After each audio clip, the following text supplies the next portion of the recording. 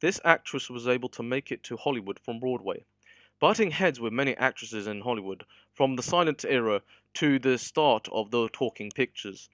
She was an actress and a businesswoman who was a star to become a recluse, a Southern belle with Southern charm. This is Joan Crawford, and this is her basic biography. Early life. Joan Crawford's real name was Lucille Fay Lesieur, and was born on the 23rd of March 1904 in San Antonio, Texas, United States. Her father worked as a laborer and her mother left the family after her birth. This was due to her mother being remarried and living with someone else other than her father. Joan went to live with her mother and stepfather, where she found her love of acting and performing at a young age. Later on, her and her family were able to move to the south of the United States and even attended schools with having a formal education round there, whilst her parents were working on stage, even attending college in Missouri.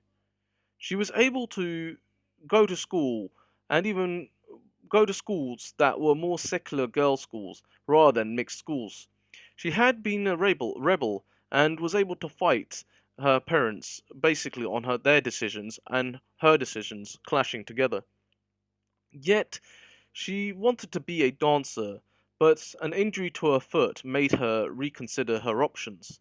She was able to study at the Stephen College in Missouri in the 1920s and had to work odd jobs just to afford her tuition. After her education, she was able to become a dancer again and even acted on stage. This would help get her into Hollywood and be a headlining actress or dancer on the Broadway when she moved to New York in the 1920s. Acting career.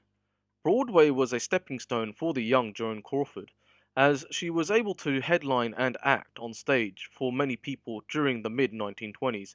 Note that this was before the 1930s and she could find it easier to act on stage. Hollywood was able to send a producer who was looking for young talent at the time and even find a star in their productions. That would be the end of the silent film and more talking pictures. Joan Crawford was that person they needed. She was able to sign a contract with MGM and start working as an actress, but only on small roles in silent movies. Her first movie role was in The Lady of the Night, where Joan Crawford was playing a double for an actress, a well known actress called Norma Shearer, and was able to make an appearance in other films in the late 1920s. Even starring as a spectator in the original or the first adaptation of Ben Hur in 1925, with co stars such as Ramon Navarro and John Barrymore. She was able to be offered more roles from MGM Studios, as this would be more female led roles and making her more of a femme fatale and a leading lady role, which had other actresses like Katharine Hepburn taking over, but yet she was before the great Katharine Hepburn. No business like show business. Joan Crawford was able to become a Hollywood star by having the success of small roles to even going into bigger roles. The 1930s, during the Great Depression, had helped her make her become a leading female star. She was able to take part in productions by MGM and even having time to continue with her success in silent film to sound films, meaning she could do so much when she had so much money and when time and money was so little for real people and people trying to escape reality. She was able to become a businesswoman as well as work in Hollywood, as being the first female Hollywood actress to become a businesswoman. Joan would promote her movies and herself to become a lead star and even work with other studios to keep her career afloat. She would play characters that would be more femme fatales, lovers, and even dancers, as this is, say to least, to be her stock character. Joan was able to adapt in the world where men ruled and the Great Depression took every cent from every man, woman, and child. Yet she was able to still act with actors like Clark Gable and Robert Taylor, spending time with other actresses who were stars at the time, and even rival with them. One of the actresses, Betty Davis, was a competitor of Joan Crawford, and even was able to compete in various roles and even gaining best roles in Hollywood at the time, and even winning awards which most actresses could not do in the 1930s and the 1940s. Yet she was able to act in more movie roles during the 1940s, such as A Woman's Face, where she played a femme fatale lead role in a film noir genre, and even made cameos in a movie called It's a Great Feeling.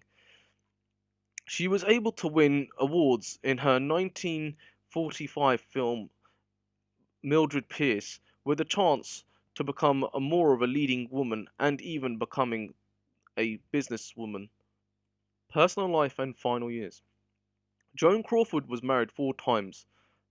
First husband was the son of legendary actor Douglas Fairbanks. His name was Douglas Fairbanks Jr., and the couple had been married from 1929 to 1933. Second husband was Francois Tone, with relationship lasting from 1935 to 1939. Third husband was Philip Terry, with their relationship lasting from 1942 to 1946. Her final husband was called Alfred Steele, and they were married from 1955 to his death in 1959. She also had 4 children. Joan Crawford spent time on the silver screen, television, and even on the radio, performing to many people, as well as spending time promoting herself as an icon, a businesswoman, and even a woman on stage, which women around the world rarely done. She was the first female businesswoman to able to sell and advertise drinks, cosmetics, and even other items which men and women would benefit. She obtained various awards with her promotions of Pepsi Cola in the 1950s. She was able to win other awards such as the Academy Award to the BAFTAs from the 1940s to the 1970s. After the 1950s, she continued to act on television and was able to take part in many performances as a guest or lead role. She made an appearance in a popular TV show called The Man from Uncle in the 1960s, and even starred in westerns, which were less than known for her acting style or credits. Her last role was Trog in 1970, where she played an played a doctor. She even took other roles that were more motherly or older women orientated roles that would be her last performances before her death. Legacy of a Hollywood businesswoman. The All American businesswoman and actress Joan Crawford died at the age of 73 on the 10th of May 1977.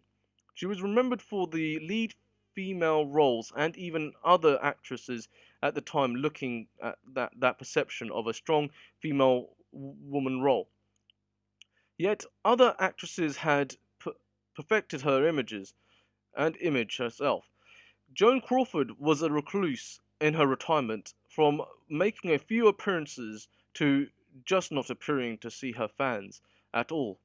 Many biographies were written about her life after her death. She was able to leave a legacy based on her acting career, and even showing the business side of an actress by promoting herself as an icon and a pioneer to many females to become businesswomen at the time. Her family have made appearances with her being the center point, as well as most Hollywood actors and actresses remembering her as a true friend and even a trendsetter for all people who are looking to become an actor or an actress. Thank you for watching, and please subscribe if you haven't done so. And also, I'm Suki Cookie, and please check out my other videos and stay tuned for more content like this.